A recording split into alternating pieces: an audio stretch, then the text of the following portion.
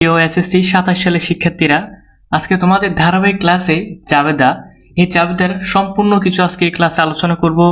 জাবেদা অধ্যায়ে তোমাকে কি কি জানতে হবে জাবেদার বেসিক থেকে শুরু করে, এবং বোর্ড কোয়েশ্চেন, একটা বোর্ড কোয়েশ্চেন কমপ্লিট করার জন্য তোমাকে কি কি জানতে হবে সব কিছু নিয়ে আজকে আলোচনা করব।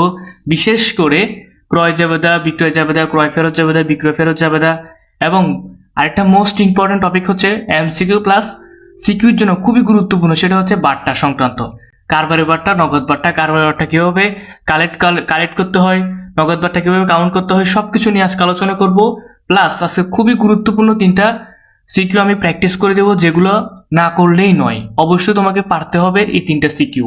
এবং টপ টপ 10টা সিকিউ তোমাকে দাগিয়ে দিব। এই টপ 10টা সিকিউ যখন তুমি পারবা, এই 10টা সিকিউ করার পর তুমি জাবেদা অধ্যায় থেকে আর কোনো কিছু করতে হবে, জাস্ট এই 10টা সিকিউ তুমি প্র্যাকটিস করলে তোমার জাবেদা অধ্যায়ের এই সিকিউ প্র্যাকটিস করা হয়ে যাবে।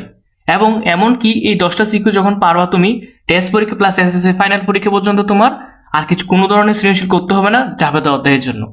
তো সব মিলিয়ে আজকের ক্লাসটা খুবই গুরুত্বপূর্ণ হতে যাচ্ছে। তো চলো আমরা ক্লাসটা শুরু করি। দেখতে পাচ্ছ আমি একদম বেসিকের মতো লিখেছি।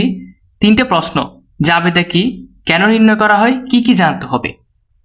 আমি সবার আগে বলে দিই, যারা লেনদেন অধ্যায় সম্পর্কে খুবই দুর্বল তারা অবশ্যই লেনদেনের ভিডিওটা দেখে আসবা, কারণ আমি ধারাবাহিকভাবে সবকিছু আলোচনা করছি। কারণ হচ্ছে লেনদেনের পরে দুতরফা দাখিলের ভিডিও দিয়েছি আমি, তারপরে জাবেদা দিয়েছি।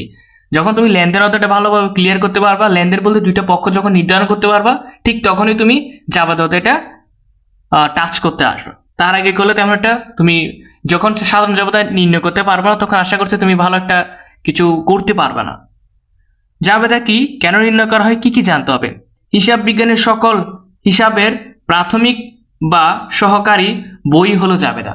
জাবেদা কি, জাবেদা হচ্ছে সকল হিসাবের প্রাথমিক বই বা সহকারী বই হচ্ছে জাবেদা। এবং এই জাবেদা কেন নির্ণয় করা হয়, মূলত 4টি কারণে জাবেদা নির্ণয় করা হয়। খতিয়ান তৈরি করতে, ভুল ভ্রান্তি কমানোর জন্য, বিভিন্ন প্রতিষ্ঠানের হিসাবের যে ভুলগুলো হয়ে থাকে এই ভুলগুলো কমানোর জন্য সাধারণ জাবেদা নির্ণয় করতে হয়। ভবিষ্যৎ সূত্র, এবং হচ্ছে লেনদেনের মোট পরিমাণ টাকা জানার জন্য। একটা প্রতিষ্ঠানের যে লেনদেনটা হয়েছে, এই লেনদেনটা তোমার কত টাকা হয়েছে সেটার সম্পূর্ণ টোটাল টাকাটা জানার জন্য এই সাধারণ জাবেদা তৈরি করতে হয়। মূলত এই 4টা কারণেই সাধারণ জাবেদা তৈরি করতে হয়। এখন এই অধ্যায় জানার জন্য তোমাকে কি কি জানতে হবে। এই অধ্যায় জানার জন্য অবভিয়াসলি তোমাকে লেনদেন চিহ্নিত করতে হবে, 2টি পক্ষ নির্ণয় করতে হবে, ডেবিট ক্রেডিট আধুনিক পদ্ধতি ইকুয়াল প্লাস ওই অবশ্যই বুঝতে হবে। এই 3 নাম্বার টপিকটা রেখেছি আমি লেনদেন অধ্যায়ের জন্য। যখন তুমি লেনদেন অধ্যায়টা পারবা, এই টপিকটা অবশ্যই ক্লিয়ার করে ফেলতে পারবা। আশা করছি আমার কথা তুমি একদম বুঝতে পেরেছো ভালোভাবে। এরপর এটা আগের মতো আমি সব ভিডিওতে বলে থাকি, সব বৃদ্ধি পেলে ডেবিট, হ্রাস পেলে ক্রেডিট, আয়তায় মালিকানা সত্ত্ব, বৃদ্ধি পেলে ডেবিট, হ্রাস পেলে ক্রেডিট। এই 2টা জিনিস খুবই গুরুত্বপূর্ণ। এটা প্রায় সকল অধ্যায়ের জন্য গুরুত্বপূর্ণ, সেজন্য আমি একদম না পারলে ছোট করে লিখে দিই এক পাশে প্রত্যেক ভিডিওগুলোতে। তো এই 3 নাম্বার পার্টটা তখন তুমি পারবা যখন তুমি লেনদেন অধ্যায়টা ক্লিয়ার করবা। আশা করছি আমার এই বেসিক যে জিনিসটা তুমি আলোচনা করলাম, জাবেদা কি, কেন নির্ণয় করা হয়, কি কি জানতে হবে, এই 3টা জিনিস একদম ক্লিয়ারলি বুঝতে পেরেছো। এখানে যদি তুমি ফলো করো, এখানে অনেক এমসিকিউ রয়েছে। হিসাব বিজ্ঞানের সকল হিসাবের প্রাথমিক বই বা সহকারী বই হচ্ছে জাবেদা। জাবেদা কি, প্রাথমিক বই বা সহকারী বই, এটা এমসিকিউতে আসতে পারে, এটা খুবই গুরুত্বপূর্ণ একটা এমসিকিউ। কয়টি কারণে জাবেদা প্রস্তুত করা হয়, 4টি কারণে জাবেদা প্রস্তুত করা হয়, এটা একটা এমসিকিউ। এগুলো তুমি দেখলে প্রত্যেকটি জিনিসের একটা এমসিকিউ তুমি কনভার্ট করতে পারছো। তো চলো এর পরবর্তীতে কি রয়েছে সেটা আমরা একটু দেখে আসি। এখানে তুমি দেখতে পাচ্ছ জাবেদার যে ক্লাসিফিকেশন রয়েছে। জাবেদা হচ্ছে 2 প্রকার, একটা হচ্ছে বিশেষ জাবেদা, একটা হচ্ছে প্রকৃত জাবেদা। বিশেষ জাবেদা হচ্ছে ক্রয় জাবেদা, বিক্রয় জাবেদা, বিক্রয় ফেরত জাবেদা, ক্রয় ফেরত জাবেদা, নগদ প্রাপ্তি জাবেদা, নগদ প্রদান জাবেদা। এই নগদ প্রাপ্তি এবং নগদ প্রদান জাবেদা, এটা তুমি নগদান বই যেটা রয়েছে ওই নগদান বইয়ে এই 2টা জিনিস শিখলে হবে। জাস্ট এখানে জেনে রাখো যে তোমার বিশেষ জাবেদা কয় প্রকার: ক্রয় জাবেদা, বিক্রয় জাবেদা, ক্রয় ফেরত জাবেদা, বিক্রয় ফেরত জাবেদা, নগদ প্রাপ্তি, নগদ প্রদান। এই বিশেষ জাবেদা হচ্ছে 6 প্রকার। জাস্ট এতটুকু পর্যন্ত তুমি জানলে হবে, কিন্তু তোমাকে বিশেষ জাবেদা থেকে 4টা জাবেদা করলে হবে, ক্রয় জাবেদা, বিক্রয় জাবেদা, ক্রয় ফেরত জাবেদা, বিক্রয় ফেরত জাবেদা। নগদ প্রাপ্তি এবং নগদ প্রদান জাবেদা তুমি নগদান বই করলে হবে, এখানে এর কাজ নাই, বুঝতে পেরেছো? এরপর দেখতে পাচ্ছ প্রকৃত জাবেদা। এই প্রকৃত জাবেদা তোমার হচ্ছে 5 প্রকার: সংশোধনী জাবেদা, সমন্বয় জাবেদা, সমাপনী জাবেদা, প্রারম্ভিক জাবেদা, অন্যান্য জাবেদা। এখান থেকে তোমার মোস্ট ইম্পর্টেন্ট হচ্ছে সমাপনী জাবেদা, প্রারম্ভিক জাবেদা। এই দুইটা হচ্ছে মোস্ট ইম্পর্টেন্ট। এই তিনটা হচ্ছে তোমার এমসিকিউর ক্ষেত্রে বেশি আসে। এই তিনটা এখান থেকে সমাপনী জাবেদা এবং প্রারম্ভিক জাবেদা, এই দুটো খুবই গুরুত্বপূর্ণ। এটা তোমার ক বিভাগে থাকতে পারে। প্রারম্ভিক জাবেদা সেটা ক বিভাগে থাকে, বুঝতে পেরেছো? এখন অনেকের প্রশ্ন হতে ভাই এগুলো তো সবগুলো বই আছে। ভাই বইয়ের বাইরে আমি কিছু বলি না, প্রত্যেক ভিডিওতে কথাটা আমি বলি, কিন্তু আমি বই থেকে কিছু ডিফারেন্ট কিছু বলার চেষ্টা করি, ডিফারেন্ট কিছু তৈরি করে এমন কিছু তোমাদের সামনে প্রেজেন্টেশন করতে চাই যেগুলো দেখলে তুমি সহজে বুঝতে পারবা, বুঝতে পেরেছো? এখন হচ্ছে অনেকে দেখি আমি একদম বই থেকে পেজ বাই পেজ, পৃষ্ঠা বাই পৃষ্ঠা, লাইন বাই লাইন ধরে ধরে ধরে ধরে বুঝাই। এই ভিডিওটা অনেক লং হয়, 1 ঘন্টা 1.5 ঘন্টা প্রায় ওয়ান শর্ট ভিডিও বলে সেটা অনেক লম্বা করে। আমি চাই খুব সময়, একদম সংক্ষিপ্ত সময়ে জিনিসটা কিভাবে তোমাকে একদম কাভার করে দেবে কমপ্লিটলি, ওই জিনিসটা চেষ্টা করি। আমি এখন পর্যন্ত যে ভিডিওগুলো ক্রিয়েট করেছি সেগুলো একটা ভিডিওতে সবকিছু দেওয়ার চেষ্টা করছি, অধ্যায়ভিত্তিক সবকিছু দেওয়ার চেষ্টা করেছি একটা ভিডিওতে, বুঝতে পেরেছো? এমনকি এই ভিডিওতে তোমাকে আমি বলে দিব, এই ভিডিওতে তোমাকে অবশ্যই আমি বলে দিব একদম শেষের দিকে বা মাঝামাঝি সময় তোমাকে বলে দিব এই অধ্যায় শেষে বা এই অধ্যায়ের জন্য কি কি জানতে হবে, ক বিভাগের জন্য কোন প্রশ্নগুলো, খ বিভাগের জন্য কোনগুলো, গ বিভাগের জন্য কোনগুলো, এবং টপ 10টা বোর্ড সিকিউ আমি তোমাকে দাগিয়ে দিব, এবং এগুলো কমপ্লিট করলে সম্পূর্ণ কভার হয়ে যাবে। তো চলো এর পরবর্তীতে কি রয়েছে সেটা তোমাকে একটু দেখাই দিই। এর পরবর্তী তুমি সাধারণ জাবেদার ছক দেখতে পাচ্ছ, ক্রয় জাবেদা এবং বিক্রয় জাবেদা নিয়ে আলোচনা করা হয়েছে বা ছক সংখ্যা নিয়ে আলোচনা করা হয়েছে। তোমরা সকলে জানো প্রতিষ্ঠানের নাম লিখতে হবে, তারপর সাধারণ জাবেদা, তারিখ, হিসাবের নাম ও ব্যাখ্যা, খতিয়ান পৃষ্ঠা, ডেবিট টাকা, ক্রেডিট টাকা, বুঝতে পেরেছ? এরপর হচ্ছে ক্রয় জাবেদা, প্রতিষ্ঠানের নাম, ক্রয় জাবেদা, তারিখ, ক্রেডিট হিসাব খাত, শর্ত, চালান নন, সূত্র, ক্রয় হিসাব ডেবিট, পাওনাদার হিসাব ক্রেডিট। তোমার যদি ক্রয় জাবেদা এবং বিক্রয় জাবেদা সম্পর্কে কলাম সংখ্যা বা ছক সংখ্যাটা মনে রাখতে যদি অসুবিধা হয়, আমার এই ইউটিউব চ্যানেল একটা প্লেলিস্ট অপশনে যাও, প্লেলিস্টে তুমি দেখতে পাবে ক্রয় জাবেদা এবং বিক্রয় জাবেদার শর্টকাট টেকনিক, কিভাবে তুমি একটা ছন্দের মাধ্যমে ক্রয় জাবেদা এবং বিক্রয় জাবেদার কলাম সংখ্যা মনে রাখতে পারবা। এই দুটা ভিডিও দেওয়া আছে অলরেডি, তুমি চাইলে ওগুলো দেখে আসতে পারো। অনেক টেকনিক ফলো করে, সেজন্য বলে দিলাম আর কি। চাইলে তুমি এইভাবে লিখতে পারো যেভাবে তোমার খুশি লাগে। এরপর দেখতে পাচ্ছ প্রতিষ্ঠানের নাম, বিক্রয় জাবেদা, তারিখ, ডেবিট হিসাব খাত, চালান নম্বর, সূত্র, দেনাদার হিসাব ডেবিট, বিক্রয় হিসাব ক্রেডিট। ক্রয় জাবেদার কলাম সংখ্যা 6টা, বিক্রয় জাবেদার কলাম সংখ্যা 5টা, সাধারণ জাবেদার কলাম সংখ্যা 5টা। এগুলো অবশ্যই জেনে রাখবা, কারণ হচ্ছে এগুলো খুবই গুরুত্বপূর্ণ এবং এই জিনিসগুলো দিয়েই তোমার সৃজনশীল তৈরি করা হবে। সাধারণ জাবেদা, ক্রয় জাবেদা, বিক্রয় জাবেদা, ক্রয় ফেরত জাবেদা, debit note, credit note, voucher, চালান, এগুলো দিয়ে তোমার সৃজনশীল ক্রিয়েট করা হবে। আজকে এই অধ্যায় থেকে তোমাকে কি কি জানতে হবে, মানে একটা সৃজনশীল তৈরি করার জন্য কোন কোন পয়েন্টগুলো দিয়ে সৃজনশীল তৈরি করা হয় সবকিছু আজকে এই ক্লাসে বলে দিব আমি। তুমি ধৈর্য সহকারে এই ভিডিওটা দেখতে থাকো, আমি স্টেপ বাই স্টেপ সবকিছু আলোচনা করছি। এখন চলো এর পরবর্তীতে কি আমাকে জানতে হবে সেটা আমরা একটু দেখি। এর পরবর্তীতে তুমি দেখতে পাচ্ছ প্রতিষ্ঠানে ক্রয় ফেরত জাবেদা এবং বিক্রয় ফেরত জাবেদা। ক্রয় ফেরত জাবেদার কলাম সংখ্যা 5টা, বিক্রয় ফেরত জাবেদার কলাম সংখ্যাও 5টা। 1 2 3 4 5, 1 2 3 4 5, 5টা, বুঝতে পেরেছো? ক্রয় জাবেদার 6টা, বিক্রয় জাবেদার 5টা, ক্রয় ফেরত জাবেদারও 5টা, বিক্রয় ফেরত জাবেদারও 5টা, বুঝতে পেরেছো? এবং সাধারণ জাবেদারও কলাম সংখ্যা 5টা। শুধু একটা ব্যতিক্রম হচ্ছে ক্রয় জাবেদার কলাম সংখ্যা 6টা, এটা একটু ব্যতিক্রম, মাথায় রাখলে হবে। তো দেখো আমি তোমাকে যদি বলি ক্রয় জাবেদা, প্রথমে প্রতিষ্ঠানের নাম, তারপর ক্রয় জাবেদা, তারিখ, ডেবিট হিসাব খাত, ডেবিট নোট নম্বর, সূত্র, পাওনাদার হিসাব ডেবিট, ক্রয় ফেরত হিসাব ক্রেডিট। এই লাস্ট নাম্বার যে কলামটা দেখতে পাচ্ছ, এই লাস্ট নাম্বার এটা হচ্ছে তোমার ক্রয় ফেরত জাবেদার যে সাধারণ জাবেদা নির্ণয় করতে হয়, ওই ক্রয় ফেরত জাবেদার এটা সাধারণ জাবেদা নির্ণয় করে দিছে। এটা হচ্ছে বিক্রয় ফেরত জাবেদার সাধারণ জাবেদা, বিক্রয় ফেরত জাবেদার সাধারণ, আন্তঃফেরত বা বই ফেরত জাবেদাটা যেভাবে নির্ণয় করে সেম জিনিসটা এখানে করে দিয়েছে। পাওনাদার হিসাব ডেবিট, ক্রয় ফেরত হিসাব ক্রেডিট, বিক্রয় ফেরত হিসাব ডেবিট, দেনাদার হিসাব ক্রেডিট। এটা হচ্ছে আন্তঃফেরত বা বিক্রয় ফেরতের জাবেদা, এটা হচ্ছে বই ফেরত বা ক্রয় ফেরতের জাবেদা। তো এখানে আমরা বিক্রয় ফেরত জাবেদা যদি দেখি তারিখ, ক্রেডিট হিসাব খাত, ক্রেডিট নোট নাম্বার, সূত্র, তারপর হচ্ছে এই জাবেদাটা। আশা করছি এই দুইটা জিনিস, এই জিনিসগুলো তুমি আসলে মোটামুটি আগে থেকে জানো, কারণ হচ্ছে তুমি এই পর্যায়ে এসে একদম টেস্ট পরীক্ষার আগে এই পর্যায়ে এসে তুমি ক্লাস 9-10 থেকে এবার এটা একটু না দেখলে একটু করে রেখেছো, অন্তত তোমার ক্লাসে, স্কুলে, প্রাইভেটে বা কোনো কোচিং সেন্টারে তুমি করেছো। বাট তুমি যদি নাও করে থাকো কোনো সমস্যা নাই, আজকে এই ভিডিওতে তুমি সবকিছু জানতে পারবা। তো চলো, এরপরে যে মজার টপিকটা রয়েছে সেটা হচ্ছে বাট্টা। বাট্টা সম্পর্কে তোমাকে কি কি জানতে হবে, একদম বেসিক্যালি যে জিনিসটা জানতে হবে সেটা তোমাকে আমি দেখিয়ে দিব। বাট্টা সংক্রান্ত, বাট্টা হচ্ছে, বাট্টা মানে কি ছাড় দেওয়া বা ডিসকাউন্ট যাকে বলি আমরা, ডিসকাউন্ট। এই ডিসকাউন্ট বা ছাড় দেওয়াকে বাট্টা বলে।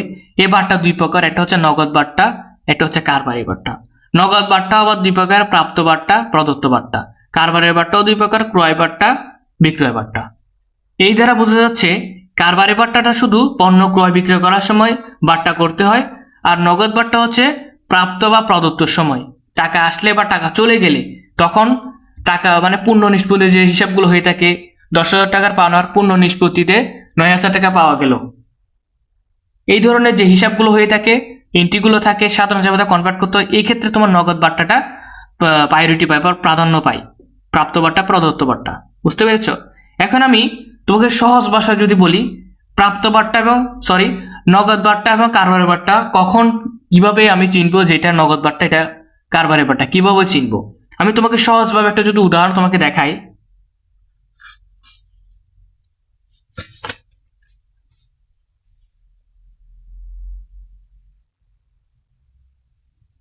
এখানে দেখতে পাচ্ছ নগদ বাট্টা, এটি জাবেদায় উল্লেখ করতে হয়।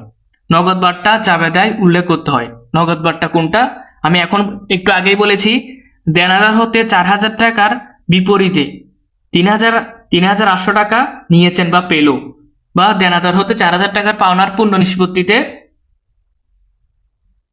3,800 টাকা পাওয়া গেল। বুঝছো?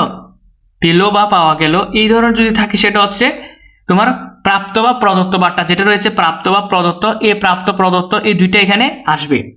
বুঝতে পেরেছো? এবং এই নগদ বাট্টাটাই তোমার কাউন্ট করা হয়, নগদ বাট্টার টাকা কাউন্ট করা হয়, বিক্রয় বাট্টা, কারবারি বাট্টার টাকা এখানে কাউন্ট করা হয় না। এরপর দেখতে পাচ্ছ এটি সাধারণ জাবেদায় উল্লেখ করা হয়। প্রাপ্ত মানে ক্রেডিট আয়, প্রদত্ত মানে ব্যয় বা ডেবিট। মানে হচ্ছে এই দ্বারা বোঝা যাচ্ছে প্রাপ্ত যেটা আছে সেটা তোমার সবসময় ক্রেডিট হবে, প্রদত্ত যেটা আছে সেটা সবসময় ব্যয় হবে এবং ডেবিট হবে। এখন তুমি দেখতে পাচ্ছ এইটার 4,000 টাকার পূর্ণ নিষ্পত্তিতে 3,800 টাকা পাওয়া গেলে এটা সাধারণ জাবেদা কি হবে? নগদান হিসাব ডেবিট 3,800 টাকা, প্রদত্ত বাট্টা ডেবিট 200 টাকা, দেনাদার হিসাব ক্রেডিট 4,000 টাকা। অনেকে বলতে পারে এখানে প্রদত্ত বাট্টা কেন হলো? অনেকে বলতে পারে এখানে প্রদত্ত বাট্টা কেন হলো? কারণ হচ্ছে দেনাদার হতে 4,000 টাকা পেয়ে গেছে, ওইটা যেহেতু একসাথে টাকাটা পেয়ে গেছে, সো এটা 4,000 টাকা হবে, বাদ বাকি আরো দুইটা হিসাব হবে। এই দুইটা হিসাব হচ্ছে তোমার ডেবিট হতে পারে, সেটা ক্রেডিটও হতে পারে। তো আমি জানি যে প্রদত্ত বাট্টা ডেবিট, তো সেক্ষেত্রে আমি প্রদত্ত বাট্টা ডেবিট দিলাম এবং নগদান হিসাব ক্রেডিট, নগদান হিসাব ডেবিট 3,800 টাকা। তো টোটাল হচ্ছে এই জাবেদা তুমি এভাবে নির্ণয় করতে পারো। আশা করছি তুমি এই নগদ বাট্টা যে বেসিক জিনিসটা আছে সেটা বুঝতে পেরেছো। এখন চলো আমরা কারবারি বাট্টা জিনিসটা একটু দেখে আসি এবং এই টাকাটা কেন নির্ণয় করা হয় না, তো সেটা একটু জেনে আসবো। কারবারি বাট্টা, এই হিসাবের টাকা আসল দাম থেকে বিয়োগ করতে হয়, নাম উল্লেখ থাকে না। বুঝিনি ব্যাপারটা? তো দেখো আমি যদি বলি 12% ছাড়ে মানে 12% ডিসকাউন্টে একটা পণ্য ক্রয় করলা, 1 লক্ষ টাকা একটা জিনিস কিনেছ, ওই 1 লক্ষ টাকার ভিতরে তোমাকে 12% ডিসকাউন্ট দিয়েছে, ওই 12% ডিসকাউন্টে তুমি ওই পণ্যটা ক্রয় করলা। তো এখন এই হিসাবটা কিভাবে করবা? ওই 1 লক্ষ টাকার 12% করে 12,000 টাকা আসছে, 1 লক্ষ থেকে 12,000 টাকা বিয়োগ করে 88,000 টাকা হয়েছে, ওই 88,000 টাকায় তুমি সাধারণ জাবেদা কনভার্ট করবা। ক্রয় হিসাব ডেবিট 88,000, নগদের হিসাব ক্রেডিট আবার 88,000 টাকা। এই জিনিসটা তুমি আশা করি বুঝতে পেরেছো। কারণ হচ্ছে যখন এই জিনিসটা যখন নগদ বাট্টায় হতো, ওই নগদ বাট্টার এই 12,000 টাকা সেটা এখানে প্রাপ্ত বা প্রদত্ত বাট্টা দিয়ে এখানে লিখতে হতো, সেটা ডেবিটও হতে পারে, সেটা ক্রেডিটও হতে পারতো। কিন্তু যখন সেটা কারবারে বাট্টা হয়েছে, কারবারে বাট্টার ক্ষেত্রে কিন্তু এই জিনিসটা হয় না। না, মূল টাকা থেকে, আসল টাকা থেকে ওই পার্সেন্টেজ করে যে টাকাটা হয় সেটা আমরা মূল টাকা থেকে বিয়োগ করে দিই। বিয়োগ করার পর যে টাকাটা পাই আমরা, ওই টাকাটা দিয়েই মূলত সাধারণ জাবেদায় আমরা ওই টাকাটা বসিয়ে দিই। আশা করছি কারবারি বাট্টা, নগদ বাট্টা এই দুইটা জিনিস একদম বেসিক্যালি তোমার সবকিছু ক্লিয়ার হয়ে গেছে। কারণ হচ্ছে এইটা তোমার এমসিকিউর ক্ষেত্রে খুবই গুরুত্বপূর্ণ, এবং সিকিউর ক্ষেত্রে অনেক সময় বলে দেয় ক্রয় বাট্টার পরিমাণ নির্ণয় করো, বিক্রয় বাট্টার পরিমাণ নির্ণয় করো, ক্রয় বাট্টা, বিক্রয় বাট্টা, নগদ বাট্টার পরিমাণ নির্ণয় করো, এই ধরনের প্রশ্ন বলে দেয়। সেক্ষেত্রে আমি এই জিনিসটা, এই টপিকটা নিয়ে আলোচনা করে দিলাম। আশা করছি তুমি ক্লিয়ারলি বুঝতে পেরেছো। এখন চলো এই অধ্যায় থেকে তোমার মূলত কোন কোন টপিকগুলো জানতে হবে সেগুলো একটু বলে দিই তোমাকে এক নজরে। এরপরে আমরা বোর্ড কোশ্চেন সলিউশন করতে চলে যাব। জাবেদা, এই অধ্যায় থেকে ক বিভাগের জন্য বেশ কয়েকটি প্রশ্ন আমি লিখে রেখেছি। প্রারম্ভিক মূলধন, মাস শেষে নগদ টাকা, লেনদেন নয় এমন এন্ট্রির পরিমাণ, জাবেদা দাখিলা, আনুষঙ্গিক খরচের পরিমাণ, নগদ বা কারবারি বাট্টা, নিট প্রাপ্য বা দেনাদার হিসাব। এখানে যে প্রশ্নগুলো আছে সেম এই প্রশ্নগুলো তুমি অবশ্যই ভালো করে পড়ে নিবা। 2 স্টার 3 স্টার দিয়ে রেখেছি, কারণ হচ্ছে যেগুলো খুবই গুরুত্বপূর্ণ সেগুলো 3 স্টার দিয়েছি আমি।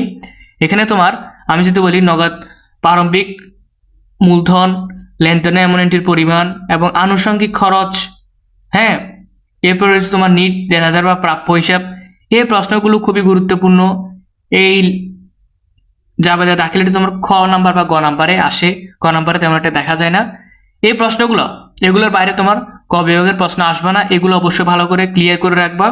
এবং কোনো টপিক নিয়ে যদি এখানে আশা করছি আমি সবগুলো টপিক নিয়ে আলোচনা করব। এরপরও যদি কোনো সমস্যা থাকে অবশ্যই আমাকে কমেন্টে বলো, ভাইয়া আমি এই টপিকটা বুঝি না, আমি পরবর্তীতে একটা ভিডিওতে তোমাকে বুঝিয়ে দেওয়ার চেষ্টা করব ইনশাল্লাহ।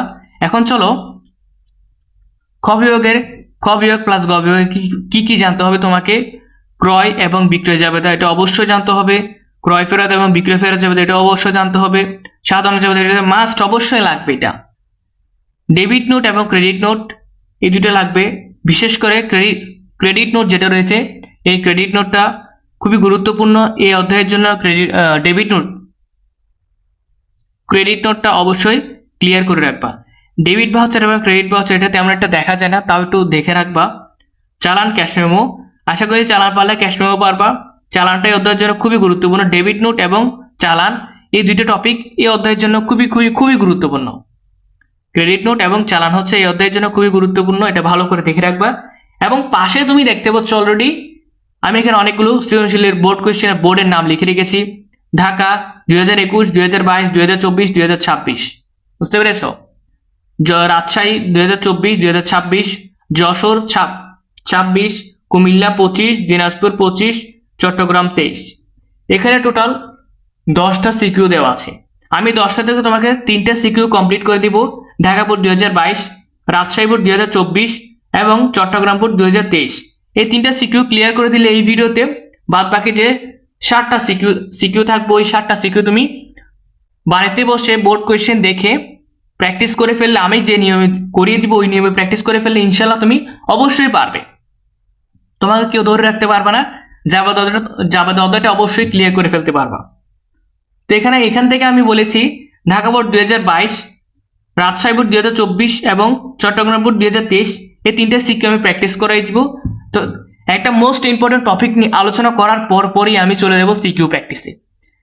এখন অনেকে বলতে পারে, ভাই এখানে এই অধ্যায় থেকে কি আমাকে যে বেসিকগুলো দেখিয়ে দিয়েছেন ভাই, এগুলোর বাইরে কি আর কিছু পড়তে হবে না? আমি বলবো না ভাইয়া, অনেকে অনেক কিছু দেখায় বই থেকে, এটা একদম লাইন বাই লাইন পড়িয়ে দেয়, এত কিছু পড়ার দরকার নেই। আমি তোমাকে যেগুলো আলোচনা করি সেম এই জিনিসগুলো ফলো করো, এগুলো ফলো করলে হবে। প্লাস আরেকটা জিনিস নিয়ে আমি আলোচনা করছি, তুমি দেখতে পারবা, এটার পরেই আলোচনা করছি। এই আলোচনার মেইন টপিক হচ্ছে এটাই, খুবই গুরুত্বপূর্ণ বেশ কিছু সাধারণ একটি, পাশাপাশি কিছু লেখা দেখছো, এই লেখাগুলো একটু ফলো করবা। কি লিখেছি আমি? ক্রয় সংক্রান্ত বা একইভাবে বিক্রয় হবে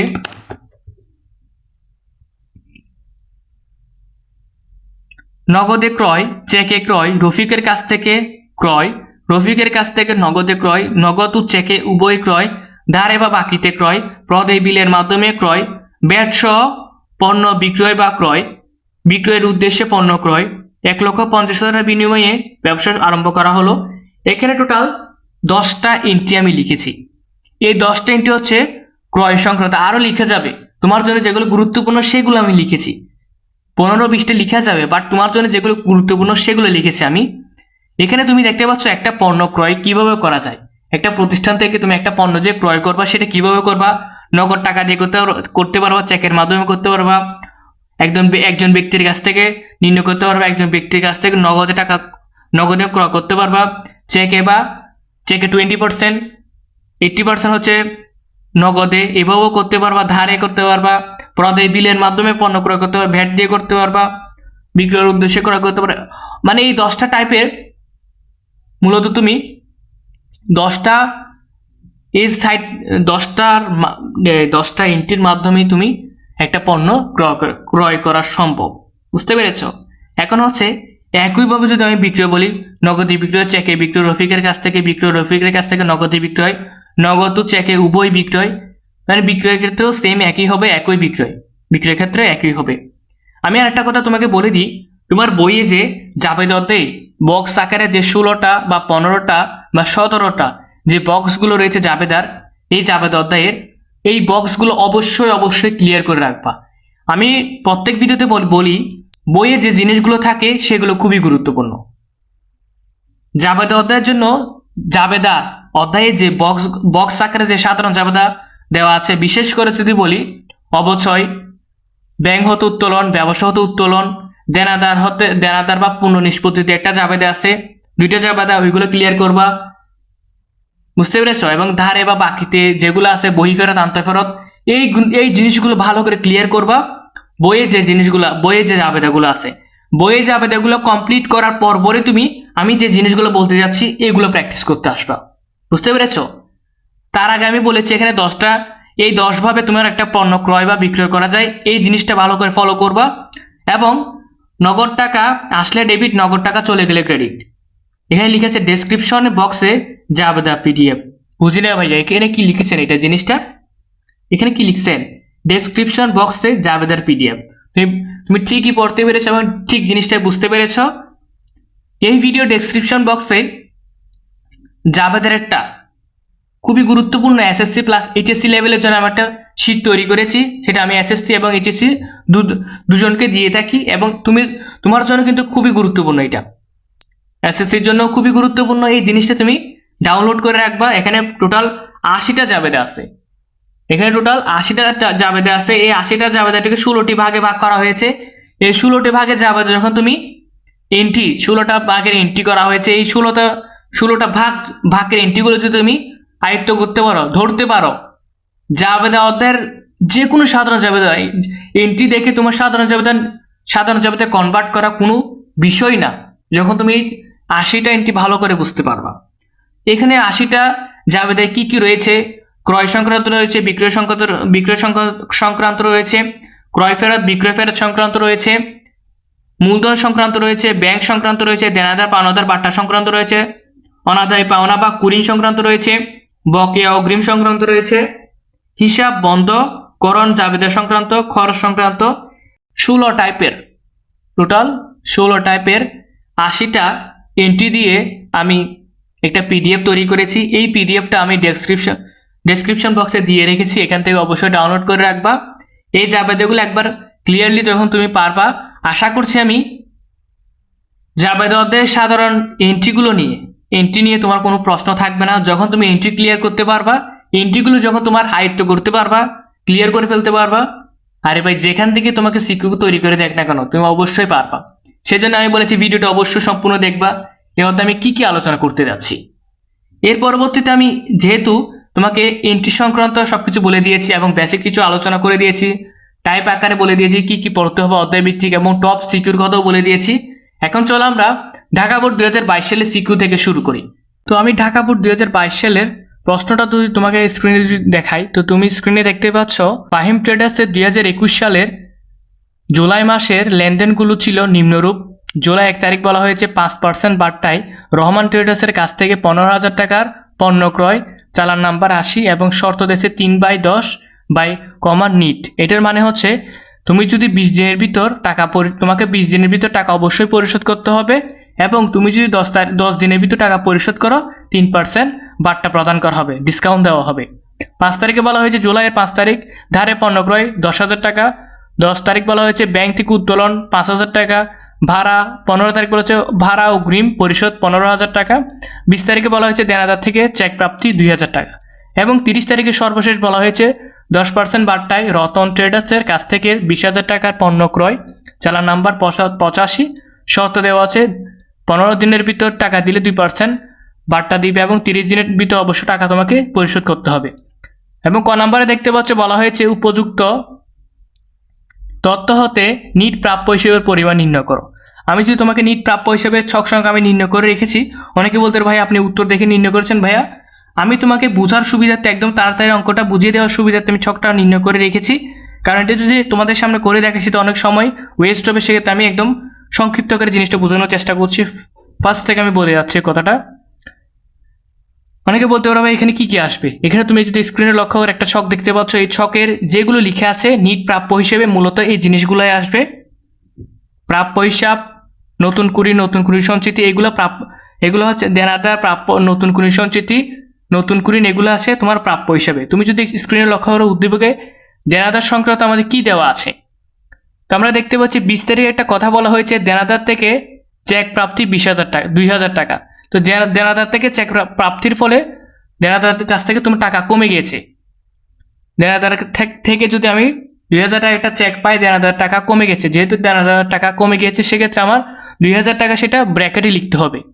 আমি যদি আবারও বলি দেনাদারের কাছ থেকে যদি টাকা কমে যায় সেক্ষেত্রে আমার টাকা দেনাদারের কাছ থেকে যেহেতু টাকা কমে গেছে সেক্ষেত্রে আমাকে ওই 2,000 টাকা আসবে, কিন্তু ওইটা ব্র্যাকেটে লিখতে হবে।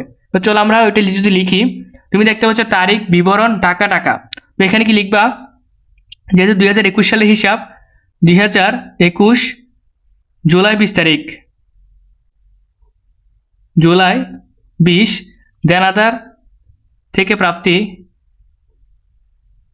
দেনাদার থেকে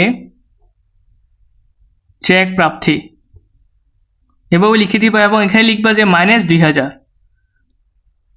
এই মাইনাস কেন হলো, অনেকে বলে 2,000 টাকা তো হতো, কিন্তু এখানে মাইনাস কেন হলো, কারণ দেনাদারের কাছ থেকে যেহেতু টাকা 2,000 টাকা কমে গেছে, এই দেনাদারের কাছ থেকে 2,000 টাকা যে কমে গেছে সেটা বোঝানোর জন্য সেটা ব্র্যাকেটে লিখতে হয়েছে। এবং এই পাশে লিখে দিবা, এবার লিখে এখানে ক্লোজ করে দিবা। তুমি চাইলে লিখতে পারো নিট প্রাপ্য হিসাব, এখানে লিখতে পারো, না লিখলে কোনো সমস্যা নাই। এভাবে মূলত তুমি ক নাম্বারটা ইজি ওয়ে তুমি এভাবে খুবই সহজে নির্ণয় করে ফেলতে পারবা। এখন চলো খ নাম্বারে বলা হয়েছে জুলাই 1 ও 30 তারিখের জন্য যা ক্রয় জাবেদা প্রস্তুত করো। তাহলে চলো আমরা ক্রয় জাবেদার কলাম সংখ্যা নির্ণয় করে তোমাকে দেখাই, তারপর আমি ওই এন্ট্রিগুলো নিয়ে আলোচনা করব এবং সেটা খ নাম্বারটা কমপ্লিট করব। তবে খ নাম্বারটা নির্ণয় করার জন্য একদম ফাহিম ট্রেডার্স ক্রয় জাবেদা, তারিখ, ক্রেডিট হিসাব কাজ, শর্ত, চালান সূত্র, ক্রয় হিসাব ডেবিট, পাওনাদার হিসাব ক্রেডিট এবং জুলাই 2021 সালের জুলাই তারিখ, এগুলো সব কিছু আমি নির্ণয় করেছি তোমার একদম শর্টকাটে, একদম সহজেই এবং খুব তাড়াতাড়ি নির্ণয় করার জন্য আমি ছক সংখ্যাটা নির্ণয় করে রেখেছি। এবং এখন এখানে খ নাম্বারে বলা হয়েছে, তুমি দেখতে পাচ্ছ স্ক্রিনে 1 তারিখ এবং 30 তারিখের লেনদেন ধারা ক্রয় জাবেদা প্রস্তুত করতে। যেহেতু দুইটা জাবেদা প্রশ্নে বলে দেওয়া হয়েছে সেক্ষেত্রে আমি জায়গা কম নিয়েছি, বুঝতে পেরেছো। এখন দেখো আমি যদি তোমাকে 1 নাম্বারটা বলি, 1 নাম্বারটা তুমি কিভাবে লিখবা, যেহেতু বলা হয়েছে 1 তারিখ, তুমি 1 তারিখ প্রথমে লিখে ফেলবা। এখানে কি হিসাব কার নামে দেওয়া আছে, রহমান ট্রেডার্স, তুমি এখানে লিখবা রহমান ট্রেডার্স।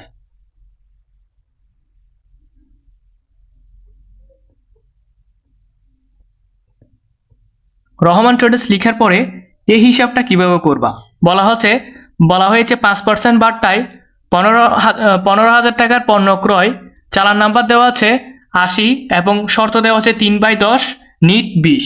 তো আমরা শর্তটা যদি লিখে ফেলি, এখানে আমরা শর্তের কলমের শর্তটা লিখে ফেলি। শর্তে বলা হয়েছে 3/10 কমা, এভাবে আমরা লিখে ফেললাম, কোনো সমস্যা নাই। এবং চালান নাম্বার দেওয়া আছে তোমার 80, সূত্রতে একটা টিক মার্ক দিয়ে দিবা এভাবে, বুঝতে পেরেছো। এই পর্যন্ত তোমার কাজটা একদম এখান থেকে তুমি দেখে লিখে দিলা। অনেকে বলতে পারো যদি এগুলো না থাকলে নাই, বুঝতে পেরেছো। এখন এই টাকাটা কিভাবে কাউন্ট করবে সেটা আমি তোমাকে যদি ক্যালকুলেটরে যদি দেখাই সহজে বুঝতে পারবা। যেহেতু এখানে বলা হয়েছে 15,000 টাকা 5% বার্তায়, তো তুমি প্রথমে 15,000 টাকা লিখবা, তারপরে মাইনাস দিবা, তারপরে আবার ব্র্যাকেট দিবা, তারপরে আবার 15,000 টাকা লিখবা। এটা হচ্ছে একদম সহজ ওয়ে। এখানে অনেক কঠিনও আবার অন্য অন্য সিস্টেমে নির্ণয় করা যায়। তুমি একটু সহজ হইতে তোমাকে যদি বলে দিই, প্রথমে 15,000 টাকা দেওয়া হচ্ছে, সেটা আমরা দিলাম, তারপর বিয়োগ, তারপর ব্র্যাকেট, তারপর আবার 15,000 টাকা। বুঝতে পেরেছ? এরপর গুণ কত পার্সেন্ট বারটা বলা হয়েছে, 5%, তো আমরা 5% বারটা দিলাম, তারপর ব্র্যাকেট দিলাম। এখানে যদি বলা হয়তো বহন খরচ 500 টাকা বা 200 টাকা বলা হয়েছে, তো আমরা প্লাস 200 টাকা হলে 200 টাকা লিখতাম। এই প্লাসটা আমরা এই ব্র্যাকেটের পরে দিব, আগে দিব না। যদিও এখানে খরচের কথা নাই, সেক্ষেত্রে আমরা খরচের পরিমাণ নির্ণয় করার প্রয়োজন নেই। এতটুকু আমরা নির্ণয় করে যদি দেখাই 14,250 টাকা, তো রহমান ট্রেডার্সের 15,000 টাকার 5% বারটা যদি জিনিসটা ক্রয় করে, সেটা হবে 14,250 টাকা। তো আমরা এখানে সোজা লিখে ফেলবো 14,250 টাকা। তারপরে বলা হয়েছে 30 তারিখে 10% বারটাই রতন ট্রেডার্স, তো আমরা এখানে লিখে ফেলবো আগে 30 তারিখ রতন ট্রেডার্স।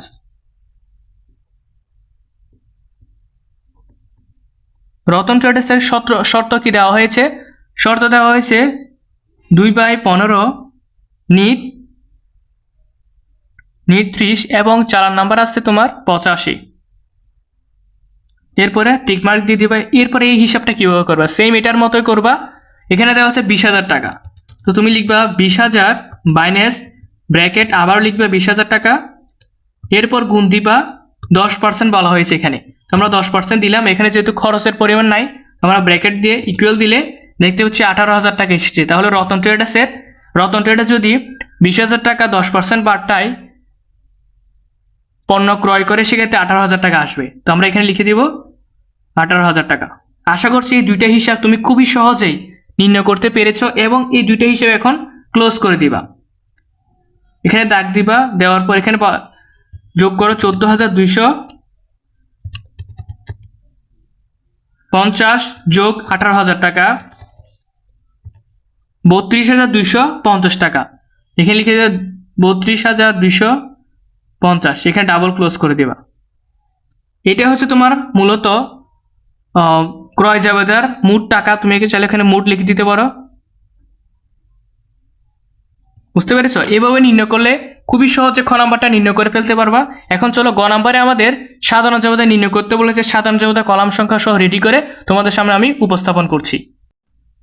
দেখতে পাচ্ছ আমি গ নাম্বারটা নির্ণয় করার জন্য ছক সংখ্যা সহ একদম খুবই তাড়াতাড়ি সেটা সলিউশন করার জন্য রেডি করে রেখেছি। তারিখ, হিসাবের নাম ও ব্যাখ্যা, যেহেতু এখানে ব্যাখ্যার কথা অবশ্যই দিতে হবে। যদি প্রশ্নে বলা হয়ে থাকে ব্যাখ্যার প্রয়োজন নাই, তখনই তোমরা ব্যাখ্যা দিবা না, আর সবসময় তোমরা ব্যাখ্যা দিবা। খতিয়ান পৃষ্ঠা ডেবিট টাকা, ক্রেডিট টাকা 2021 জুলাই। এখানে কত তারিখে জাবেদার কথা বলা হয়েছে? তুমি যদি স্ক্রিনে লক্ষ্য করো, বলা হয়েছে 5 তারিখ, 10 তারিখ, 15 তারিখ, 20 তারিখের লেনদেনগুলো সাধারণ জাবেদা। তো তুমি এভাবে সেম নির্ণয় করবা। নির্ণয় করার পর এখানে দিবা 5 তারিখ, যেহেতু প্রথমে 5 তারিখ বলা হয়েছে। 5 তারিখ দেওয়ার পরে 5 তারিখে কি বলা হয়েছে? ধারে ক্রয় 10,000 টাকা। ধারে ক্রয় করার ফলে পাওনাদার সৃষ্টি হয়েছে। ক্রয় হিসাব ডেবিট, পাওনাদার বা প্রদেয় হিসাব ক্রেডিট। লিখবা ক্রয় হিসাব ডেবিট,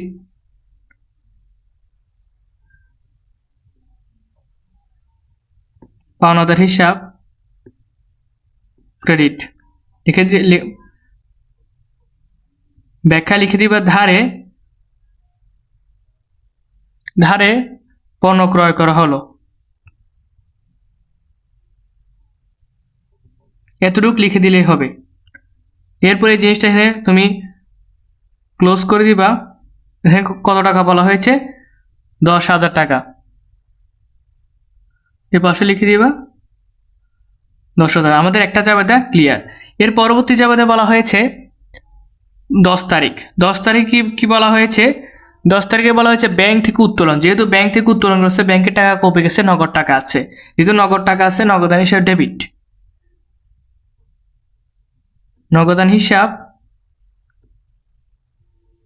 ডেবিট, এবং ব্যাংক হিসাব, যেহেতু ব্যাংক থেকে টাকা নিয়ে চলে আসছে, ব্যাংক থেকে টাকা কমে গেছে, ব্যাংক হিসাব ক্রেডিট। এখানে লিখতে পারো ব্যাংক হতে টাকা উত্তোলন করা হলো, ব্যাংক হতে টাকা উত্তোলন করা হলো। উত্তোলন করা হলো। এরপরে এই জিনিসটা এখানে ক্লোজ করে দিবা। এখানে ব্যাংক হতে কত টাকা উত্তোলন করছে? 5,000 টাকা। এখানে 5,000 টাকা লিখে দিবা। আশা করছি এতটুকু পর্যন্ত তুমি খুবই সহজে বুঝতে পেরেছো। এরপর যদি আমি তোমাকে পরবর্তী 15 তারিখে যে জাবেদার কথাটা বলা হয়েছে, 15 তারিখে জাবেদাটা যদি বলি, ভাড়া অগ্রিম পরিশোধ। যেহেতু ভাড়া পরিশোধ করে ফেলছে, তোমার কাছ থেকে নগদ টাকা চলে গেছে। নগদ টাকা চলে যাওয়ার ফলে তোমার নগদান হিসাব ক্রেডিট হয়েছে এবং অগ্রিম ভাড়া যেহেতু প্রদান করছে, অগ্রিম ভাড়া এটা ডেবিট হয়েছে। তো অগ্রিম ভাড়া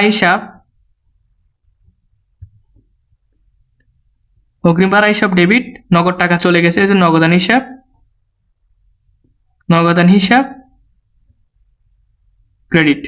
তো তুমি লিখে দিতে পারো অগ্রিম ভাড়া পরিশোধ করা হলো। অগ্রিম ভাড়া পরিশোধ করা হলো।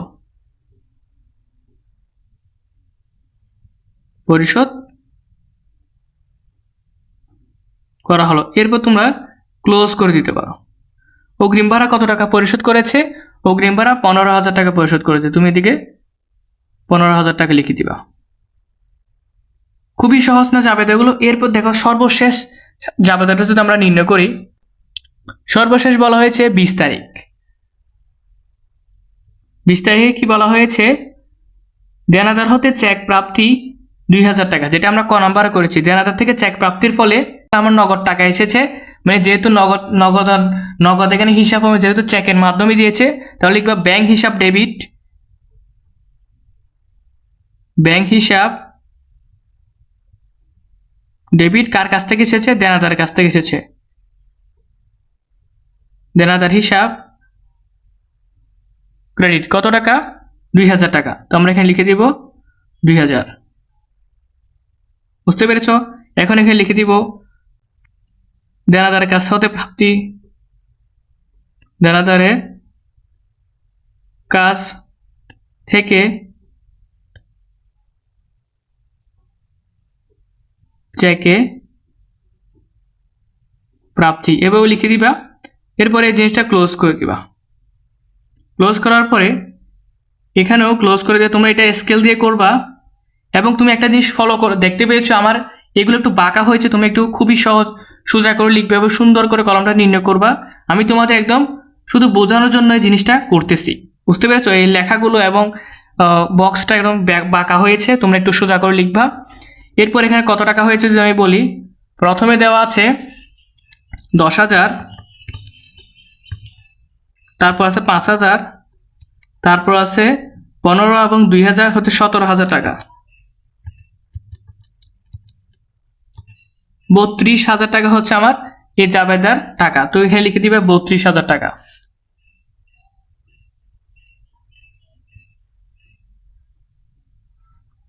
তারপর এখানে ডাবল ক্লোজ করে দিবা, এখানেও ডাবল ক্লোজ করে দিবা। এর পরবর্তীতে এই জিনিস একটু নিচে করে টানবা, এখানে লিখবে যে মোট। এরপরে এই নিচে যে বক্সটা হবে এখানে একটু ভালো করে ক্লোজ করে দিবা। এভাবে করলে তুমি খুবই ভালো একটা মার্কস পাবা এবং খুবই সহজেই সাধারণ জাবেদা নির্ণয় করে ফেলতে পেরেছো। এই সৃজনশীলে তুমি ঢাকা বোর্ড 2022 সালে আমি তোমাকে ক নাম্বার এবং গ নাম্বার খুবই সহজে নির্ণয় করে দেখিয়েছি। এবং পরবর্তীতে তুমি দেখতে পাবা চট্টগ্রাম বোর্ড 23 এবং রাজশাহী বোর্ড 2024 সালের সৃজনশীল। তো চলো আমরা ওই রাজশাহী বোর্ড 2024 সালের সৃজনশীলটা সলিউশন করি। আশা করছি ফাহিম ট্রেডার্সের 2022 সালের ঢাকা বোর্ডের সৃজনশীলটা তুমি খুবই সহজে বুঝতে পেরেছো এবং ভালো কিছু জানতে পেরেছো এবং ভালো কিছু আয়ত্ত করতে পেরেছো। তো তোমরা যদি স্ক্রিনে লক্ষ্য করো দেখতে পাবা রাজশাহী বোর্ড 2024 সালের যে সৃজনশীলটা রয়েছে, ফাহিম কনস্ট্রাকশন লিমিটেডের 2018 সালের এপ্রিল মাসের কতিপয় লেনদেন সমূহ বা নিম্নরূপ। এপ্রিলের 1 তারিখ বলা হয়েছে নগদ 60,000 টাকা এবং 37,000 টাকার পণ্য নিয়ে ব্যবসা শুরু করা হলো। 5 তারিখে বলা হয়েছে 10% বার্তায় চেকে 50,000 টাকা পণ্য ক্রয়। 10 তারিখে বলা হয়েছে মালিক ব্যক্তিগতভাবে ব্যবসায়ের ব্যাংক হিসাবে 8,000 টাকা জমা দিলেন। 15 তারিখ বলা হয়েছে পাওনাদারকে পরিশোধ 20,000 টাকা। 25 তারিখ বলা হয়েছে 5% বাটায় কামাল স্টোরের নিকট নগদে 58,000 টাকা সিমেন্ট বিক্রয়। ক নাম্বার প্রশ্নে ক নাম্বারে বলা হয়েছে ফাহিম কনস্ট্রাকশন লিমিটেডের মূলধনের পরিমাণ নির্ণয় করো। তো মূলধনের পরিমাণ কীভাবে নির্ণয় করে? যেটা প্রারম্ভিকে থাকে সেটা হচ্ছে মূলধন নির্ণয় করা, যেটা নিয়ে ব্যবসা শুরু করেছেন। এবং এর সাথে আরও কিছু যুক্ত থাকেন যে মূলধন প্লাস অতিরিক্ত মূলধন প্লাস মূলধনের সুদ, এগুলো আছে কিনা, এই জিনিসগুলো যখন থাকবে তখন আমরা এগুলো দিয়ে নির্ণয় করব। এখন আমি যদি তোমাকে ক নাম্বারটার ছক সংখ্যাটা নির্ণয় করে দেখাই, তো আমি তোমাদের সময় একদম সংক্ষিপ্ত করার জন্য ছক সংখ্যা এবং লিখেছি ফাবিহা কনস্ট্রাকশন লিমিটেডের মূলধনের পরিমাণ, তারিখ, বিবরণ, টাকা। তুমি তারিখটা না দিলেও চলবে, তাও তারিখটা দিলে ভালো, যেহেতু তোমার এখানে তারিখ দেওয়া আছে। তো এখানে প্রথমে বলা হয়েছে নগদ 60,000 টাকা এবং পণ্য 37,000 টাকা নিয়ে ব্যবসা শুরু করেন। তো তুমি প্রথমে যে 1 তারিখ দেওয়া আছে, তো 1 তারিখটা লিখবা, কি লিখবা? নগদ লিখবা কত টাকা? 60,000 টাকা। এরপর দেওয়া আছে পণ্য কত দেওয়া আছে? 37,000। বুঝতে পেরেছ? এরপর কি দেওয়া আছে?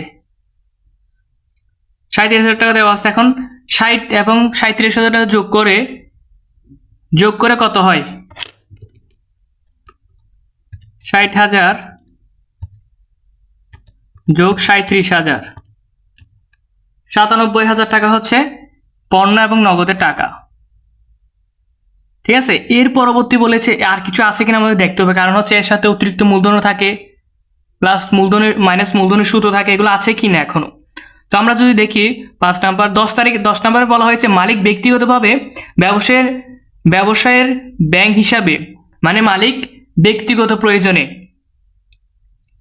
ব্যবসার হতে ব্যাংকে জমা দিয়েছেন, ব্যবসা থেকে ব্যাংকে টাকা জমা দিয়ে, যেহেতু ব্যবসা থেকে ব্যাংক টাকাটা জমা দিয়ে ব্যবসার সাথে লেনদেনের সম্পর্ক আছে, সেটা অবশ্যই যেহেতু 8,000 টাকা জমা দিয়েছে সেটা অতিরিক্ত মূলধন হিসেবে অন্তর্ভুক্ত করা হবে।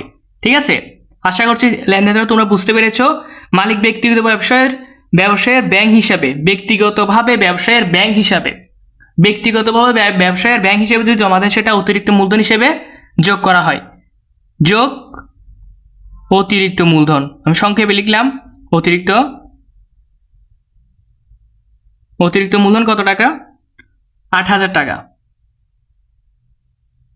এভাবে লেখার পরে এভাবে একটা জের টেনে তুমি 97,000 যোগ 8,000, 1,05,000 টাকা এ পাশে লিখে দিবা। এটা হচ্ছে তোমার, তুমি এখানে চাইলে লিখতে পারো মোট মূলধন বা পরিমাণ, চাইলে এখানে লিখে দিতে পারো। ঠিক আছে, এখানে প্রারম্ভিক মূলধন লিখতে পারবা না, কারণ হচ্ছে প্রারম্ভিক মূলধন যদি হতো প্রথমে এই 97,000 টাকা তোমার উত্তর হতো। যেহেতু তোমার মূলধনের পরিমাণ নির্ণয় করতে বলছে, সেক্ষেত্রে তোমার অতিরিক্ত মূলধন এখানে কাউন্ট করা হয়েছে। অনেকের এটা সমস্যা হতে পারে, যদি বলা হতো প্রারম্ভিক মূলধন, সেক্ষেত্রে তোমার পণ্য এবং নগদের টাকা 97,000 টাকা, এটাই উত্তর হতো। যেহেতু এখানে বলছে মূলধনের পরিমাণ নির্ণয় করতে, সেক্ষেত্রে অতিরিক্ত মূলধনটাও এখানে কাউন্ট করা হয়েছে। আশা করছি তুমি ক নাম্বারটা খুবই সহজে বুঝতে পেরেছো। এবার যদি স্ক্রিনে যদি একটু লক্ষ্য করো, খ নাম্বারে বলা হয়েছে 25 তারিখের লেনদেনের ভিত্তিতে একটা ক্যাশ মেমো প্রস্তুত করো। আশা করছি তোমাকে ক্যাশ মেমোটা প্রস্তুত করে দিতে হবে না। ক্যাশ মেমো, চালান, ডেবিট নোট, ক্রেডিট নোট, সেটা তোমার বইয়ের যে বই বলো, গাইডে বলো, যেটা ছক দেওয়া আছে ওই ছকটা হুবহু একদম সব কিছু ঠিক থাকবে। শুধু প্রতিষ্ঠানের নাম এবং কি কিনেছে, কি বিক্রি করেছে, এগুলো একটু টাকার অঙ্কগুলো একটু চেঞ্জ হবে, কিন্তু সব কিছু ঠিক আছে। ক্যাশ মেমো সম্পর্কে যদি তোমার কোনো ধরনের কনফিউজ থাকে, ক্যাশ মেমো সম্পর্কে আমার এই ইউটিউব চ্যানেলে একটা ক্যাশ মেমোর ভিডিও দেওয়া আছে। 10 মিনিটের ভিতর তোমার ক্যাশ মেমো এবং চালান রিলেটেড সব কিছু একটার মাধ্যমে তোমাকে বুঝিয়ে দেওয়া হবে। যদিও সেটা তোমাদের বইয়ে দেওয়া হচ্ছে, সেক্ষেত্রে আমি খ নাম্বারটা তোমাকে করে দিলাম না, সহজ সেজন্য। গ নাম্বার বলা হয়েছে উদ্দীপকে এপ্রিল মাসের 1 থেকে 15 তারিখের লেনদেনগুলো সাধারণ জাবেদা দাখিলা দাও। এখন হচ্ছে 1 থেকে 15 তারিখ, এখানে হচ্ছে 1 তারিখ, 5 তারিখ, 10 তারিখ এবং 15 তারিখ, এই 4টা এন্ট্রি সাধারণ জাবেদা করতে বলে। তাহলে চলো আমরা ওই সাধারণ জাবেদাগুলো নির্ণয় করার জন্য ছকটি তৈরি করি। তো দেখতেই পাচ্ছ আমি ফাবিহা কনস্ট্রাকশন লিমিটেড সাধারণ জাবেদা তারিখ হিসাবে নাম ও ব্যাখ্যা, খতিয়ান পৃষ্ঠ, ডেবিট টাকা, ক্রেডিট টাকা। এই সাধারণ জাবেদা গ নাম্বার, এটা গ নাম্বার হবে আমাদের। গ নাম্বারে বলেছে, এই গ নাম্বারে বলেছে এখন 1, 5, 10, 15 এই চারটার সাধারণ জাবেদা লিখে দিলে হয়ে যাবে। যেহেতু অঙ্কটা 2018 সালের এপ্রিল মাসের 1 তারিখে কি বলা হয়েছে? 1 তারিখে বলা হয়েছে নগদ 60,000 টাকা ও 37,000 টাকা নিয়ে ব্যবসা শুরু করেছেন। তো পণ্য 37,000, তো আমরা ক নাম্বারে করেছি, লিখব নগদান হিসাব, নগদান হিসাব ডেবিট। আমরা পণ্য হিসাব কিছু লিখতে পারি না, কারণ পণ্যটাকে ক্রয় হিসাবে ধরতে হয়। পণ্য ডেবিট, সরি নগদ ডেবিট, ক্রয় হিসাবও ডেবিট। এখন আসছে মূলধন হিসাব ক্রেডিট। মূলধন হিসাব ক্রেডিট। নগদ দেওয়া আছে 60,000 টাকা, পণ্য দেওয়া আছে 37, 50, 60,000 এবং 67,000, 37,000 টাকা যোগ করলে আমরা পাই 97,000 টাকা, যেটা আমরা ক নাম্বারে নির্ণয় করেছিলাম। এরপর এটা কারণটা, ব্যাখ্যাটা কি লিখবা, আমি ব্যাখ্যাটা লিখলাম না, তোমরা ব্যাখ্যাটা লিখে দিবা। নগদ ও পণ্যদ্রব্য মাধ্যমে ব্যবসা আরম্ভ করা হলো বা ব্যবসা শুরু করা হলো। এই ব্যাখ্যাটা লেখার পরে তোমরা এখানে ক্লোজ করে দিবা। আশা করছি বুঝতে পেরেছ। এর পরবর্তী বলা হয়েছে 5 তারিখ। 5 তারিখে কি বলা হয়েছে? 10% বার্তায় চেকের মাধ্যমে পণ্য ক্রয়। 10% বার্তায় চেকের মাধ্যমে পণ্য ক্রয় করছে 50,000 টাকা। এখন 50,000 টাকার 10% করতে হবে। 50,000 গুণ 10%, 5,000 টাকা। তো 50,000 থেকে যদি আমরা 5,000 টাকা বিয়োগ দিই 45,000 টাকা, তাহলে আমরা এই 45,000 টাকা নির্ণয় করব। আমি যে তোমাকে কিছুক্ষণ আগে শুরুতেই বলেছিলাম কারবারি বারটা সম্পর্কে বলেছিলাম, এইটাই হচ্ছে কারবারি বারটা। আমরা এখন যেটা হিসাব করব 45,000 টাকা, এই 45,000 টাকায় হচ্ছে তোমার কারবারি বারটা হচ্ছে 5,000 টাকা। এই 5,000 টাকা 50,000 টাকা থেকে বিয়োগ দেওয়ার পরে যেটা পেয়েছি, আমরা যে হিসাবটা করবো এখানে, এটা কারবারি বারটা মাধ্যমে আমরা নির্ণয় করেছি। এখন এই কারবারি বারটার অনুসারে 45,000 টাকা আমাদের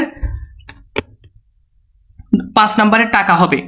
10% বারটাই চেকে পণ্য ক্রয় করেছে, ক্রয় হিসাব ডেবিট হবে, কারণ হচ্ছে ক্রয় অলওয়েজ ডেবিট হয়, এবং চেকের মাধ্যমে চেক মানে ব্যাংক হিসাব ক্রেডিট। কত হাজার টাকা? 45,000 টাকা আমরা যেটা বের করেছি। বুঝতে পেরেছো? এরপর সেম ব্যাখ্যাটা লিখে দিবে। 10% বারটায় চেকে পণ্য ক্রয় করা হলো, ব্যাখ্যাটা লিখে ক্লোজ করে দিবা। আমি ব্যাখ্যাটা লিখলাম না, তোমরা অবশ্যই ব্যাখ্যাটা লিখবা। এরপর বলা হয়েছে 10 তারিখ। 10 তারিখে কি বলেছে? স্ক্রিনে লক্ষ্য করে দেখতে পাচ্ছ, মালিক ব্যক্তিগতভাবে ব্যবসায়ের ব্যাংক হিসাবে 8,000 টাকা জমা দিলেন। ব্যবসায়ের ব্যাংক হিসেবে যেহেতু 8,000 টাকা জমা দিলে, সেটা মূলধন হিসেবে জমা দিয়েছে, সেক্ষেত্রে ব্যাংক থেকে জমা দিয়ে সেক্ষেত্রে কি এসেছে? তোমার ব্যাংক নগদ টাকা এসেছে। নগদ সেটা কিভাবে এসেছে? ব্যাংকের মাধ্যমে এসেছে। চলে তুমি লিখবা ব্যাংক হিসাব ডেবিট। এই টাকাটা কিভাবে এসেছে? মূলধন হিসাবে এসেছে, সেটা অতিরিক্ত মূলধন। তুমি মূলধন হিসাব দিবে বা অতিরিক্ত মূলধন হিসাবে লিখবা। অতিরিক্ত মূলধন হিসাব লিখলেও সমস্যা নাই। এই ক্রেডিটটা তোমরা চাইলে এই পাশে করে লিখতে পারো। এই ক্রেডিটটা চাইলে তোমরা একটু এ পাশে করে লিখবা, কারণ হচ্ছে এটা একটা হিসাব বিজ্ঞানের নীতির মধ্যে পড়ে। অনেক সময় এই ক্ষুদ্র ভুলগুলোর মাধ্যমে তোমার নাম্বার কেটে ফেলতে পারে। এই ক্রেডিট যেটা আছে সেটা সমান করে লিখবা না, এরকম একটু বাঁকা করে লিখবা। বুঝতে পেরেছ? কত হাজার? 8,000 টাকা। এরপর সেম এখানে ব্যাখ্যাটা লিখে দিবা। ব্যাখ্যা কি লিখবা? মালিক ব্যক্তিগতভাবে ব্যবসায়ের জন্য ব্যাংকে টাকা জমা দিলেন, এভাবে লিখে দিবা। এরপরে লাস্ট যে নাম্বার 15 তারিখে কি বলেছেন? এই 15 তারিখে কি বলেছে? পাওনাদারকে পরিশোধ। যেহেতু পাওনাদারকে টাকা পরিশোধ করে দিয়েছে, তোমার নগদ টাকা চলে গেছে। তো নগদ টাকা চলে গেছে, কে আসছে তোমার কাছে টাকা নিতে? তুমি পাওনাদারকে টাকা দিয়ে দিয়েছো, তোমার কাছে কে এসেছে টাকা নেওয়ার জন্য? পাওনাদার এসেছে। তো কে আসছে? এই পাওনাদার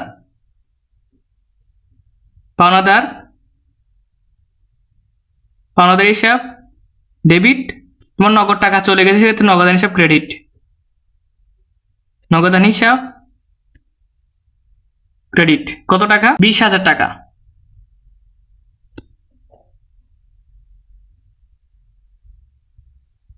এখানে ব্যাখ্যাটা লিখে দিবা। ব্যাখ্যা কি লিখবা?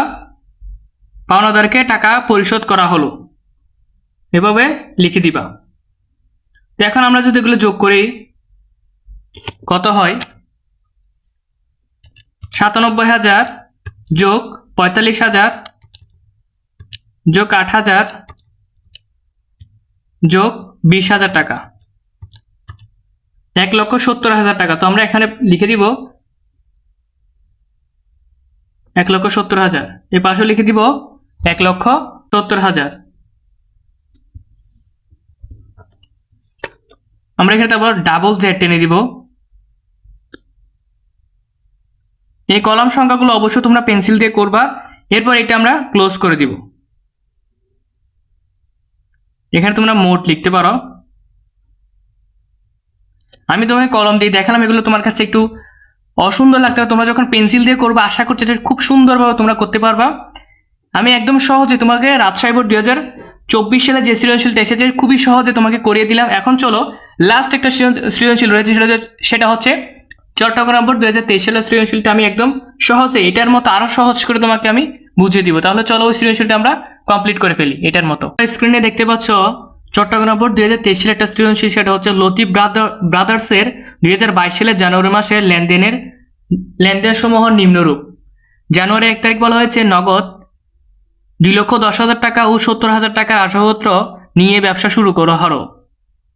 জানুয়ারির 7 তারিখ বলা হয়েছে 10% বার্তায় খুলনার আজাদ ট্রেডার্সের নিকট হতে প্রতি মিটার 1120 টাকা দরে 2,250 মিটার কাপড় বিক্রয়, পরিবহন খরচ 500 টাকা, চালান নম্বর 2080, শর্ত হচ্ছে 2/15,30। 10 তারিখে বলা হয়েছে ক্রেতার মধ্যে বিনামূল্যে পণ্য বিতরণ 1,000 টাকা। 22 তারিখ বলা হয়েছে অফিসের জন্য কাগজ ও কলম ক্রয় 3,000 টাকা। 28 তারিখ বলা হয়েছে 20,000 টাকার কম্পিউটার ক্রয় করা হলো।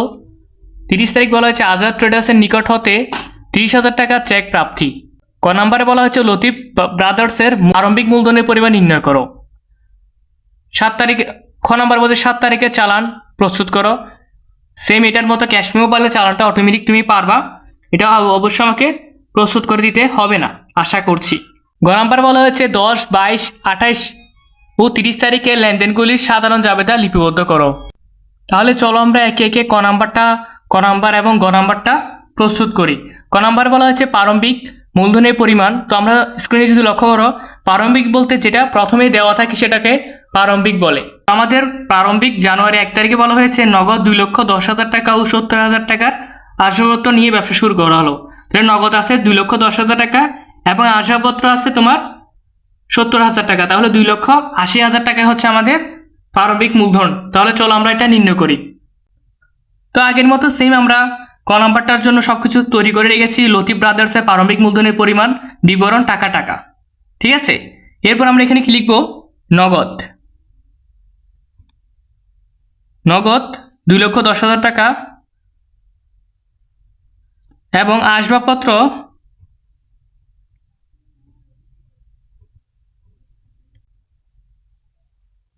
70,000 টাকা। এরপরে এই 2,10,000 এবং 70,000 টাকা যদি আমরা যোগ করি 2,80,000 টাকা। এই 2,80,000 টাকা হচ্ছে তোমার প্রারম্ভিক মূলধনের পরিমাণ। তাহলে চলো আমরা গ নাম্বারে কি বলা হয়েছে? ক্রেতার মধ্যে বিনামূল্যে পণ্য বিতরণ করা হলো 1,000 টাকা। মানে ক্রেতাদের মধ্যে বিনামূল্যে পণ্য বিতরণ করেছেন। যেহেতু বিনামূল্যে পণ্য বিতরণ করেছে সেক্ষেত্রে তোমার বিজ্ঞাপন হিসাব আসবে, বিজ্ঞাপন হিসাব ডেবিট। যেহেতু পণ্য বিতরণ করেছে সেক্ষেত্রে হবে ক্রয় হিসাব ক্রেডিট। তো আমরা লিখি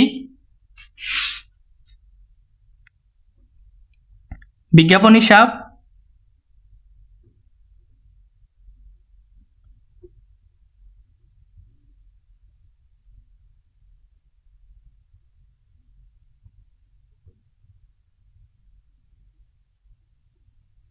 কত হাজার টাকা?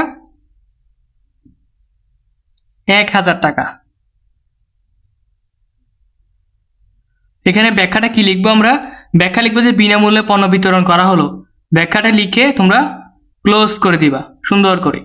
এরপরে 22 তারিখ কি বলা হয়েছে? 22 তারিখে যদি আমরা একটু লক্ষ্য করি, অফিসের জন্য কাগজ ও কলম ক্রয়। কাগজ ও কলম হচ্ছে মণিহারি, মণিহারি ক্রয় করেছে, মণিহারি ডেবিট হবে, নগদ টাকা চলে গিয়েছে।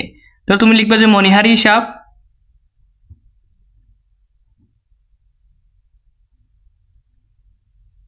ডেবিট, নগদান হিসাব ক্রেডিট। কত টাকা? 3000 টাকা। এভাবে লিখে দিবা। এবং ব্যাখ্যা কি লিখবা? ব্যাখ্যা হচ্ছে খুবই সংক্ষিপ্ত, অফিসের জন্য কাগজ ও কলম ক্রয় করা হলো। ব্যাখ্যা লিখে ক্লোজ করে দিবা। বুঝতে পেরেছ? এরপর বলা হয়েছে 28 তারিখ। 28 তারিখে কি বলা হয়েছে? 20,000 টাকার অফিস সরঞ্জাম ক্রয় করা হলো। কম্পিউটার ক্রয় করা হলো। যেহেতু কম্পিউটারটা অফিস সরঞ্জাম, তাহলে অফিস সরঞ্জাম হিসাব ডেবিট আমরা লিখতে পারি।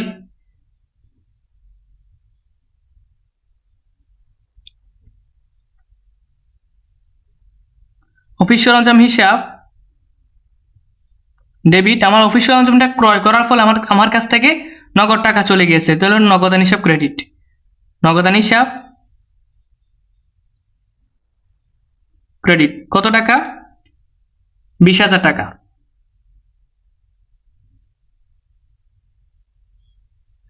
সুন্দর করে ব্যাখ্যাটা লিখে দিবা। অফিসের জন্য কম্পিউটার ক্রয় করা হলো। এরপরে সর্বশেষ 30 তারিখে কি বলা হয়েছে?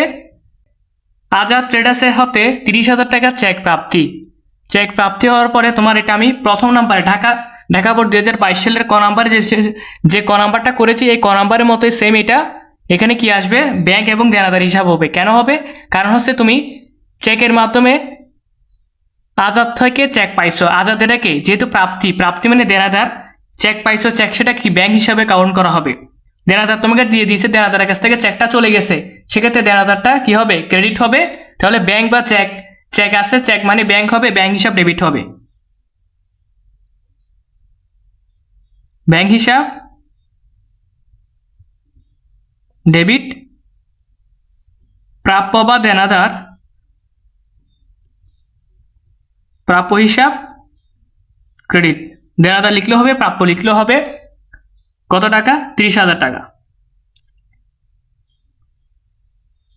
তো ব্যাখ্যাটা লিখে দিও সুন্দর করে। ব্যাখ্যা কি লিখবা?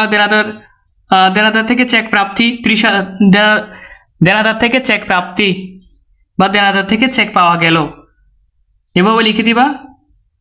লিখার পরে ব্যাখ্যাটা অবশ্যই লিখতে হবে, কারণ যেহেতু প্রশ্নে ব্যাখ্যা যদি প্রশ্নে বলা থাকে ব্যাখ্যার প্রয়োজন নেই বা ব্যাখ্যা দেওয়ার প্রয়োজন নাই, তখন তুমি ব্যাখ্যা দিবে না। বাকি সব ক্ষেত্রে তুমি ব্যাখ্যা দিতে হবে। এরপর চলো আমরা এগুলো যদি যোগ করে দেখাই।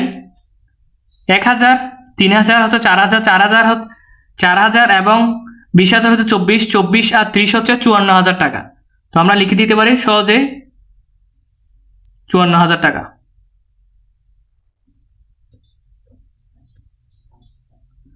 ক্লোজ করার পর এই পাশে সুন্দর করে একটা স্কেল দিয়ে দাগ দিয়ে দিবে, এখানে মোট লিখে দিবা। এভাবে তুমি আশা করি খুব সহজেই নির্ণয় করে ফেলতে পারো সকল ধরনের সৃজনশীল। আশা করছি আমি তোমাকে ঢাকা বোর্ড 2022 সালের সৃজনশীল, রাজশাহী বোর্ড 2024 এবং সর্বশেষ চট্টগ্রাম বোর্ড 2023 সালের 3টা সৃজনশীল তোমাকে আমি সমাধান করে দিয়েছি এবং বেসিক সহ সকল কিছু আজকে এই ক্লাসে বলে দিয়েছি। এবং একটি ভিডিওতে তুমি আশা করছি সকল কিছু বুঝতে পেরেছ। এবং পরবর্তী ভিডিওতে আমি খতিয়ান অধ্যায় সম্পর্কে ভিডিও দিব এবং আমার ভিডিওগুলো তুমি স্টেপ বাই স্টেপ ধারাবাহিকভাবে বজায় রেখে ভিডিওগুলো দেখবে। আমি প্লেলিস্টে দিয়ে দিয়েছি, আশা করি তুমি প্লেলিস্টে দেখে নিবে কোন কোন ভিডিওগুলো আপলোড হয়েছে এবং আমি কি কি পরামর্শ তোমাকে দিয়েছি। প্রথম ভিডিওটা অবশ্যই দেখে নিবা। এবং এমসিকিউ সম্পর্কে বিষয়টাও যদি বলি, এমসিকিউ হচ্ছে তোমার বেশি তোমাকে বিজুর সালের বোর্ড কোয়েশ্চেনগুলো রয়েছে সেগুলো প্র্যাকটিস করতে হবে। সেক্ষেত্রে তোমার প্র্যাকটিস করলে হিসাব বিজ্ঞান এমসিকিউ ওইখান থেকে কমন পড়ে যায়। বুঝতে পেরেছো? টাকার অঙ্কগুলো নাম বা টাকার অঙ্কগুলো পরিবর্তন হয়, তারপরে বছরে বছরে প্রশ্নগুলো রিপিটেড আসে, নতুন করে প্রশ্ন ক্রিয়েট করা হয় না, জাস্ট নাম এবং টাকার অঙ্কটা পরিবর্তন করে দেওয়া হয়। বুঝতে পেরেছো? আশা করছি আমার এই সকল কিছু তুমি বুঝতে পেরেছো। এবং আমি এতক্ষণ ধরে একটা ভিডিও তৈরি করেছি, প্রায় 1 ঘন্টার মতো এই ভিডিওটা। আশা করছি সম্পূর্ণ ভিডিওটা দেখেছো যারা যারা যারা দেখেছো তাদেরকে অসংখ্য ধন্যবাদ। এবং পরবর্তীতে আমার ভিডিওটা কেমন লাগলো তোমার কাছে অবশ্যই কমেন্টে বলে যাবা। তোমার মতামত জানাতে অবশ্যই ভুলবে না। ভালো থেকো, সুস্থ থাকো, খতিয়ানের ভিডিওতে দেখা হবে। আল্লাহ হাফেজ।